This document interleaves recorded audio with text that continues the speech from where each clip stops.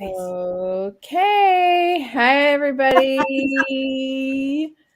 What's up? We are live. Yeah. Live. There's a Bible behind us, too, with some light. That's cool. I noticed that. Right? I can't figure out where. Okay, yeah. So, yeah, today I just really wanted to study Abigail because I feel like some of the women of the Bible to look at, and I'm sure we'll study all of them throughout the year, whatever. But like Ruth and like just Mary, like all the Marys and like all the obvious women of the Bible are awesome to study and for good reason. But I just feel like Abigail is really someone who doesn't get enough attention in the word. She doesn't, and she does this huge act that does so much. And I don't know. It could have been just such a disaster if she didn't like step in and do what she did. So for those of you who are just watching, we are going to be in First Samuel chapter 25. Um, it's page 431 in my Bible. Okay. That's I think you should read it, and I also think that you brought up a really good point that Abigail does not get enough. I like clueless about Abigail before I read this, and I don't know why because it's so important and powerful and impactful. Like you said, everyone knows about Ruth and Esther, yeah. but why isn't Abigail? Why don't we mention her more? So I'm glad that you decided to read this. Yay. Me too. I don't know. She was just on my heart. Sometimes the Lord is the one, he's the one who's guiding this ship. So I'm sure there's stuff that you and I will reap from this benefit from this study today. All right. So, chapter 25 of First Samuel. Now Samuel died, and all of Israel assembled and mourned for him, and they buried him at his home in Ramah. Then David moved down into the desert of Paran. A certain man in Moab who had property there at Carmel was very wealthy. He had 1,000 goats and 3,000 sheep, which he was shearing in Carmel. His name was Nabal, and his wife's name was Abigail. She was an intelligent and beautiful woman, but her husband was surly and mean in his dealings. He was a Calebite. While David was in the wilderness, he heard that Nabal was shearing sheep. So he sent 10 young men and said to them, "Go up to Nabal at Carmel and greet him in my name. Say to him, 'Long life to you, good health to you and your household, and good health to all that is yours.' Now I hear that it is sheep shearing time. When your shepherds were with us, we did not mistreat them, and the whole time that they were at Carmel, nothing of theirs was missing. Ask your own servants, and they will tell you. Therefore, be favorable toward my men, since we come at a festive time. Please give your servants and your son David whatever you can find for them." When David's men arrived, they gave Nabal this message in David's name. Then they waited. Nabal answered David's servants, "Who is this David? Who is this son of Jesse? Many servants are breaking away from their masters these days. Why should I take my bread and water and the meat I have slaughtered for my shearers and give it to men coming from who knows where?" Thanks. David's men turned around and went back. When they arrived, they reported every word. David said to his men, "Each of you strap on your sword." So they did. And David strapped on his as well. About 400 men went up with David, while 200 stayed with the supplies. One of the servants told Abigail, Nabal's wife, "David sent messengers from the wilderness to give our masters his greetings, but he hurled insults at them. Yet these men were very good to us. They did not mistreat us, and the whole time we were in the fields near them, nothing was missing. Night and day, they were a wall around us the whole time we were herding our sheep near them. Now think it over and see what you can do, because disaster is hanging over our master and his whole household. He is such a wicked man that no one can talk to him." Abigail acted quickly.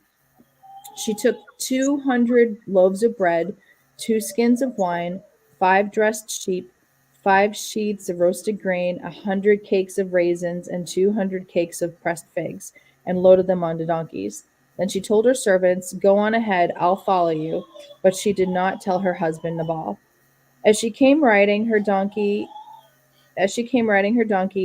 into a mountain ravine, there were David and his men descending toward her, and she met them. David had just said, "It's been useless, all my watching over this fellow's property in the wilderness, so that nothing of his was missing. He has paid me back evil for good. May God deal with David, be it ever so severely, if by morning I leave alive one male of all who belong to him." David's mad. When Abigail saw David, she quickly got off her donkey and bowed down before David with her face to the ground. She fell at his feet and said, "Pardon your servant, my lord, and let me speak to you. Hear what your servant has to say. Please pay no attention to my lord, to that wicked man Nabal. He is just like his name. His name means fool, and folly goes with him. As for me, your servant, I did not see the men my lord sent. And now, my lord, as surely as the Lord your God lives, and as you live, since the Lord has kept you from bloodshed and from avenging yourself with your own hands, may your enemies and all who are intent in harming my lord be like Nabal. And let this gift which your servant has brought to my lord be given to the men who follow you. Please forgive your servant's presumption. The Lord your God will certainly make a lasting dynasty for my lord, because you fight the Lord's battles, and no wrongdoing will be found in you as long as you live. Even though someone is pursuing you to take your life, the life of my Lord will be bound securely in the bundle of the living by the Lord your God. But the lives of your enemies he will hurl away as from the pocket of the sling. When the Lord has fulfilled my Lord for every good thing he has promised concerning him, and has appointed him ruler over Israel, my Lord will not have on his conscience the staggering burden of needless bloodshed, or having avenged himself. And when the Lord your God has brought my Lord success, remember your servant." David said to Abigail, "Praise be to the Lord, the God of Israel, who has sent you today to meet me. May you be blessed for your good judgment and for keeping me from bloodshed this day and from avenging myself with my own hands. Otherwise, as surely as the Lord, the God of Israel lives, who has kept me from harming you, if you had not come quickly to meet me, not one male belonging to Nabal would have been kept alive by daybreak." Then David accepted from her hand what she had brought him and said, "Go home in peace. I have heard your words and granted your request." All right, just a little bit more here. When Abigail went to Nabal, he was in the house holding a banquet like that of a king. He was in high spirits and very drunk. So she told him nothing at all until daybreak. Then in the morning, when Nabal was sober, his wife told him all these things, and his heart failed him and became like a stone. About 10 days later, the Lord struck Nabal and he died. Yikes. When David heard that Nabal was dead, he said, "Praise be to the Lord who has upheld my cause against Nabal for treating me with contempt. He has kept his servant from doing wrong and has brought Nabal's wrongdoing down on his own head." Then David sent word to Abigail, asking her to become his wife. His servants went to Carmel and said to Abigail, "David has sent us to you to take you to become his wife." She bowed down with her face to the ground and said, "I am your servant, and I am ready to serve you and wash the feet of my Lord's servants." Abigail quickly got onto a donkey and, attended by her 5 female servants, went with David's messenger and became his wife. David also married Anoniam of Jezreel, and they were both his wives. But Saul had given him daughter Michal, David's wife, to Petiel, son of Laish, who was from Galim. So that is the story of Abigail. Yeah, there's a lot there. A lot to digest in that, huh? Yeah. Yeah. So something maybe we should have mentioned in the beginning is that you know, at this point in David's life, he's not king yet. He's been promised to become a king, but Saul kind of knows this, and Saul gets wicked jealous and tries to kill David like several times, to the point where David has to run to the desert and basically run for his life. And David's on his the lam. He's on. David, yes, he's on the run. He's Um, on the run. and his men are still loyal to him, and they're still with him, and they know that he's like, what's up? So that was like why it was such a big deal for David to just have some like bread and water, you know, and like to be fed. um so yeah, so what are your initial thoughts on this passage? Oh gosh. There's so much. I think the first thing that really struck me was her going against her husband and going to um, going to David. That's the very first thing Yeah. that struck me. I did a double take. I'm like, what? Um, But it wasn't like she, you know, it wasn't like her husband was like, look, I don't want you to go spend $100 on a dress. It was yep, like to protect the lives of her entire household and all of the males of her home. yep. It doesn't say she has children. We do end up learning that I believe she does have a child with David. I think it's in First Chronicles. They end up having a kid together. Um, Yeah, but she didn't have a child with Nabal, so no, but still, like all of her maid servants, if they had sons, they would have been mhm. killed. You know, anybody who worked for Nabal, like in that home, would have been murdered, including Nabal.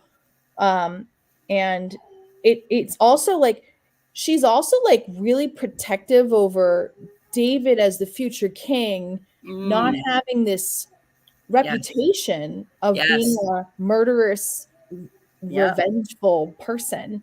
yep, yeah. So, yeah, there's a lot. Um, there is. What does she say? She says, oh man, 28. In verse 28, she says, please forgive the trespass of your servant, for the Lord will certainly make my Lord a sure house, because Mhm. my Lord is fighting the battles of of the Lord, and evil shall not be found in you so as long as you live. Yeah. I think, and then even in the next verse, the life of my Lord shall be bound in the bundle of the living in the care of your Lord your God. Mhm. Um, if men rise up to pursue you and seek your life, yeah, the life of my Lord. I mean, she's really, it's kind of like she's I mean, like you said, she's truly trying to protect David as the future king ordained by God, um or by Samuel, but by via God. And it's really moving because she goes I have to trust, I do feel that she goes against her husband, but like you said, it's for the greater good, and it makes me think a lot about we have this like hierarchy in the Christian marriage, right? But Mhm. if if you do have to follow Christ first, Yeah. and you do have to, if your spouse is doing the wrong thing, you do need to follow Christ and do the right thing. And that's what it really made me think about. Yeah. That's really the vibes that I got from it. And uh, that's also that's also true for the law, from what I understand about what the word teaches us. Like the word teaches us to abide by the law, to abide by the kings and the law of the land. mhm. But if the law and the kings of the land are telling you to bow down to idols or to do something that goes against the word, like, no, we're actually supposed to not be conforming to whatever goes against God. We are supposed to represent the Lord to everybody in who just may not know the Lord. It seems that Abigail's like more she's more aware than Nabal. I mean, clearly he's being sarcastic when he's saying, "Who is this David, Yeah. this son of Jesse?" Everybody in Israel knows Knows who David who is. Yeah. David is. He killed Goliath when he was like 12 years old. Like the whole country has been waiting for him to become the anointed king. And to make matters worse, like you're rubbing David the wrong way right when his mentor dies. The first thing we hear Is in that Samuel dies? Yeah. Samuel dies. And that's like, that's his, I mean, we can kind of make the assumption like this is his like spiritual mentor, you know? And at some point, maybe Saul was a mentor to him as well when he was younger. And now that Absolutely. guy's gone against him. So he's like, he's hurt and broken. And surely Nabal knows about this. Like, this is the future king of Israel who Mhm. God has anointed by Samuel. Samuel has died. Saul is chasing him.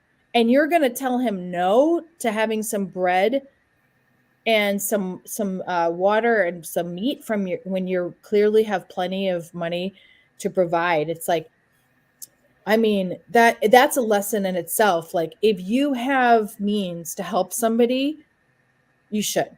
Yeah.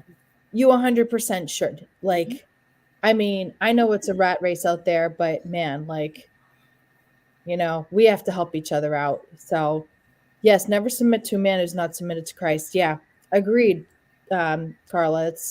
It's and that's a harsh thing to do. I mean, I'm not going to say who here online, but we had a friend at one point whose husband was not in Christ, and she was really close to leaving him. But instead of leaving him, we prayed hard for him to come into the to Christ and for the Lord to reveal Himself to him and show him that the Lord is real and everything. And he did. By God's grace, he got saved and their marriage is great and everything's fine. But at one point she's like, I can't live my life like this. He's like not in Christ at all. But she stuck with it. And there's a lot of stories of wives, and actually Paul does tell us in Yeah. Ephesians Mhm. 5 If you're to married, yeah. If you're not married to a Christian, to stay with them and show them. show them the love of Christ, Yep. right? So it's one thing, but Abigail doesn't intend on leaving him. Mm-mm. She just goes against what he does, right? She's just trying to fix his mess, essentially. Mhm. So I think that that's a key point And it as was well. brave too. It was really brave what she did. I don't it doesn't give any impression, even though we know we hear that Nabal is like a bad man. He's not a good man. I've read the word evil in some commentary, but he's just not a good person. He's not a kind person. But I don't get the impression that she was afraid of him at all, or No. even worried about retribution, which is that's something else that really struck out. All right, so she just took all this food to David after her husband denied David. And the next morning she's like, yeah, by the way, I took care of that. And Yeah, I found that fascinating that she had like no fear of retribution, that she didn't care whether he's going to be mad. Um, right. and because she just knew that it was the right thing to do. And I feel that that really goes along with the faith. If you have, God is faithful to those who are faithful. If you have that faith, that secure faith, then God will protect and cover you. Amen. She also knew timing, though. Like it said, like he was having a party and eating like a king, right? No, he's drunk. He was drunk with wine.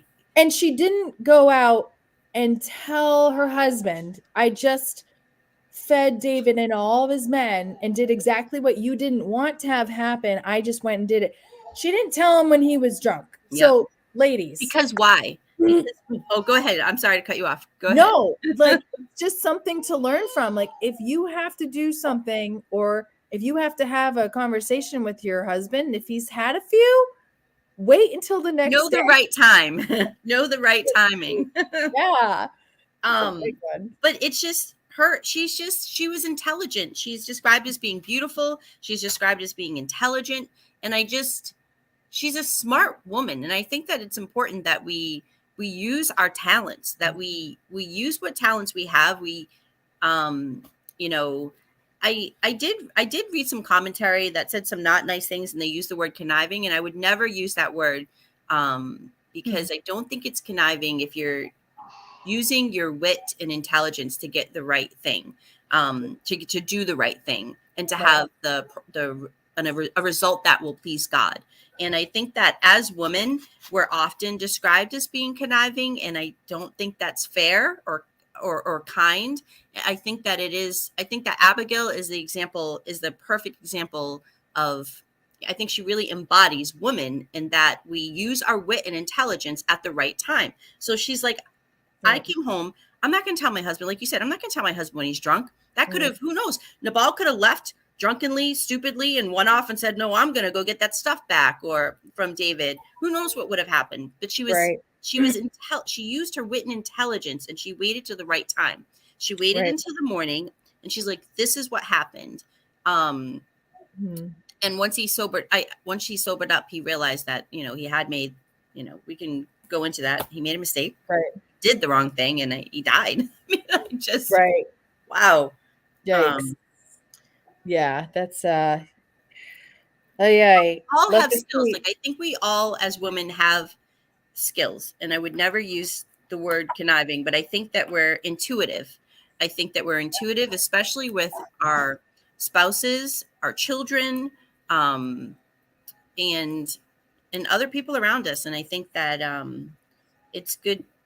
It's good to tap into those super feminine traits. Absolutely. Absolutely. No, I mean her um she she knew what to do right away too. Like that's something I'll leave a link here in the comments. There's this great um website here. It's called womenofnoblecharacter.com, and there's a whole article about Abigail.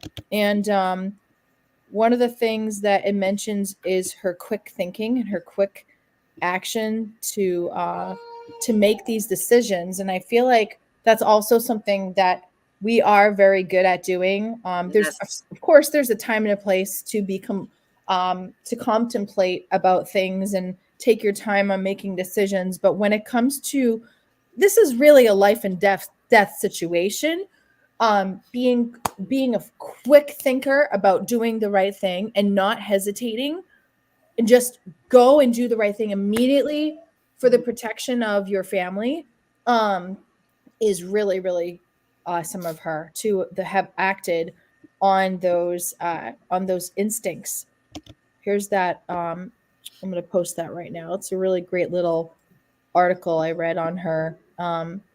And yeah, and another point that this author makes is that she does actually respect excuse me, she does actually respect Nabal, because she's trying to protect him. I'm just gonna read this off here.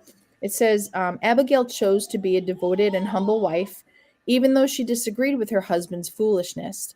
After coming into contact with David and taking specific actions on her own accord, Abigail made sure that Nabal was fully aware of what happened, showing respect for him as the head of the household. She didn't just sneak it all behind her back, and his back Yes, did not tell yes. She told him immediately, and I think immediately. she would have told him sooner again, but he Yeah. was partying. So Right. I love that she told him immediately. She didn't hide it. Um, Mhm. Yeah. It's so important. Be aware because of she saved having. him. She saved him, and I guess that's something else that we should bring up is that it just stresses that he is not a kind man. He is not a Yeah. good man. Your version read it called him a fool. My version called him boorish and Mm. uh, let's see. There's just not nice things said about Nabal, and in spite of that, she saved him. She saved her all the men of her household, and she came back to him. And Mm. again, I just Yeah. let him know what she did. Yeah. I think another takeaway for me, and this is really my biggest takeaway. I actually kind of don't want this to be my takeaway, but she's very knowledgeable about, like, we've already made this point about like what's going on in the Israel news, right? The Israel Times, she reads it, right? Um, and like, in order for us to do what's right and to fight against things that are against God, and you can apply that in many different ways. Like, we do have to be knowledgeable of what's going on in the world. Like, I know that, like, to some people who are watching this, that might just seem obvious, right? But I get into these places where I'm almost like an ostrich. I want to bury my head in the sand. I don't want to watch the news. I don't want to hear it. I don't want to see it. I just want to stay in my happy little bubble with my happy little universe and not pay attention to the brokenness around me, because it's depressing and Mhm. sad. But the problem is, if we do that, then we can't shine our light in those dark places. We can't try to be a part of the solution to help those things, right? And to help aid wherever we can. So Mhm. that's a big takeaway for me, is how much she knows. Like, she knows that he's the anointed of the Lord, and in such a major way. Um, and then there was one more thing that I thought really stuck out here. Oh, she was approachable. The servants knew that they could go to her Wow. and be like, Yes. Yes. Nabal just did this horrible thing and we're all going to die. Like, Yeah. but what if His she, servants, her husband's servants came to yeah, her. but Male what if she servants was came to her. going? You got male servants came to her, right? Like, that was, I don't think that was common back in the day. I don't know. I wasn't there. No, no, no.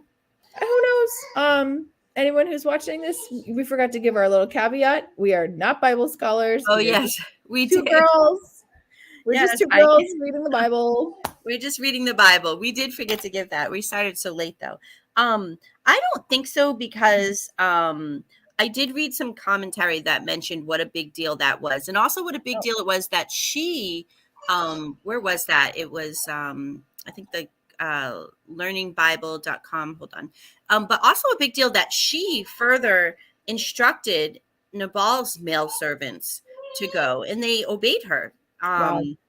And they didn't Mm, go back to Nabal and been like, we're like, hey, your wife right. bossing us around, or your wife is disobeying you and sending stuff. They obeyed her, and they went and brought they gathered the supplies and brought them to David ahead of her. They went ahead of her. Uh, Mhm, so I think there's something to be said, and it does bring me back to the noble woman, um, the woman of valor, because um, you know, I think I think Abigail had clearly Nabal was wealthy, right? mhm, Um, and there's this, what is it? She is known at the gates, right? I mhm. feel that Abigail is a woman who is known at the gates, and the gates Right. are kind of where the men used to meet and conduct business.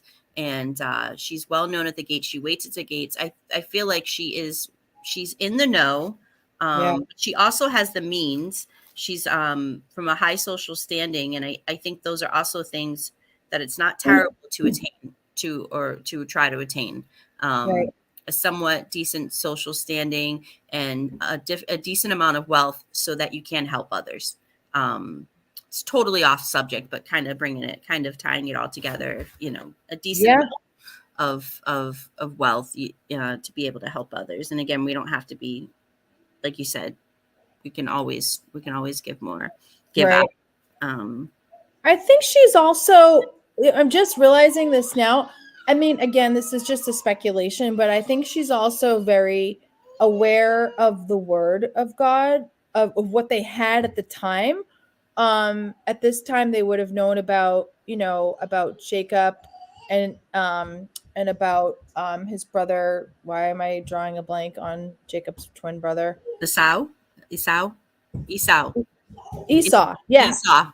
Jacob and Esau. So in that story, Jacob Jacob wants to make amends with Esau. They're older now, and he like sends a caravan of goods, like so much stuff, and sends it way ahead to Esau where they were meeting, and then he was behind the caravan and like bowed down to him and said, "I'm your servant." Like Nice comparison. Yeah. I'm so sorry, right? Mm-hmm. And Esau is like, "Brother, I'm good." Like I hugged him, loved him. And there was a great sermon on that about Esau, that God actually redeemed Esau, even though it said Esau I hated. Um, Jacob have I loved. yeah, Esau. Jacob I love, Esau I hated, but a pastor once preached that, like, God actually ended up blessing Esau to the point where he didn't need those gifts. He had his own stuff, and he was forgiving and loving, and welcomed his brother with open arms, and like he like read into that. But anyways, but like Abigail does the same thing. She has the caravan sent ahead of her, right? Mm-hmm. Mm-hmm. And then by the time David gets to Abigail, she jumps off her donkey and bows down to him in the same way. Um, so I think that's an interesting parallel there. That like maybe she had that story in the back of her head of, how do I confront this person who set out to kill me, just like Jacob thought Esau was going to kill him. Yeah. Mm-hmm. So yeah, so there's a lot of good stuff here. Thanks, Mom. She just printed out the article there. Be humble. She's so humble. She knows. Abigail taught. Listen to this. This is so good. Abigail in the Bible taught us an important life lesson. Even when it's not your fault, sometimes humility is the best course of action. Wow. Yes. So Wow. even when it's not your fault, just fix it. Just fix it. Just That fix it. is definitely the phrase for the day, phrase of my life, actually. Just fix it, even when it's not your fault. And I never think it's my fault. Wow. Yeah, she takes it upon herself as if it is, though. I mean, she Right? Mm-hmm. she really like takes that whole thing on. A true warrior is loyal, faithful, and selfless. We talked about that last time when we studied the concept of what being a woman of noble character is all about. Right? Is somebody who is selfless and loyal and faithful and strong and brave. And she just really embodies those things. I have to wonder, like, you know, I the author of the Proverbs was a mother to a king, my son Lemuel. Mm-hmm. But it's written, it's in the, it's in the Proverbs, which are mainly written by Solomon, David's son. So I have to wonder if that mother knows the story of Abigail as she's writing out the traits the of Proverbs 31. Hmm. Seems like she might have tapped into that a little. So good stuff. Yeah, definitely. Yeah. Again, I just that last thing that really, really strikes me is her saving David's uh, soul, trying to keep him from being blemished, trying to keep him from going out and murdering a bunch of people because he's mad, which is just not something we can do. We can, especially someone who's an anointed king, who's a future anointed king. It's just not. It's not good form to go out and kill a bunch of Israelites because you're mad because they denied you food. And I really like how you brought up that David was probably going through it, having just lost Samuel, being chased down by Saul, who we know that he looked up to. Yeah. And It might have been like a second father to him. yeah, right. I that's what I imagine Saul was, or Saul or Samuel. Both of them. Yeah, both of them. But I do think that Saul was probably like a second father. He really took him under his wing, and now this man is trying to kill him. And he's just lost his spiritual mentor. And he's like, you know what? I just, the quick reaction, I think it's such a, I don't want to be sexist, but I know that men often think things out. I know, for example, Keith is, whenever there's a decision to be made, I'm like, all right, this is what we're going to do. And Keith's like, stop, let's think about it. And it's a good decision. But in here we see David, he doesn't even pause. He's like, what? He said, no, that's it. Everybody get your swords. We're going to kill every single male. That's just so extreme. like David. We're going to go kill every single male in that household just because they did. Well, He's hangry too He's- because Nabal didn't feed him. So, men, let's talk to any men who might be watching. If you're hangry and you're upset and depressed, do not make any rash decisions. Have a glass of water, get a good night's sleep, and Yes. think about it and decide in the morning what you're Yes. going to do. Pray on it, David. Oh Yeah. my gosh. Sleep on it, pray on it, please. My goodness. And even when he had marched all that time, he still hadn't calmed down. He still was like, nope. He's like talking crap about Nabal. He's like, nope. He's talking about he's going to slay every single male in the house. Yeah. So maybe if he had taken a little bit of time, I don't know if quick decisions are the best, and she stops him. She stops him from having that blood on him. And I really feel it's because of this. Again, it really just helps him to be such a great king. How could he take over? You know, what would people think if it's like David, this great king we've been waiting for, just went and murdered all these people? Right. And obviously further on, David has lots of missteps, but but not to that degree. But not to the degree this would be a huge one. I don't think people. that he would have had a successful had a successful kingdom had he gone out and murdered every single male in Nabal's household. Yeah. So, over food. I mean, essentially. Over food. Yeah. That's Props to Abigail. I'm so thankful that you wanted to read this because it's such a massive chapter, but it's just something, obviously we get so caught up in Bathsheba and everything else great David did. And that wasn't great, but everything great that David did. And I just Abigail was not on my radar. So thank you. Absolutely. Well, thank God. Thank the Lord. Cause he's the one who put it, her on my heart. So, well, why don't we wrap up for today? If you're watching, if you have any suggestions of who we should be studying, we are trying to stick with women for this particular month of March because it's Women's Month. Yay, women! But going forward, we're happy to study anything, like literally anything in the Word. Dion and I just want to immerse ourselves and try to apply the Bible to 2023 and in our lives as women. Yeah, that's it. So that's all I've got to say about that. So thank you guys for watching, and we'll catch you next Tuesday around 12:30ish, and have a great day. Thank you for watching. Bye.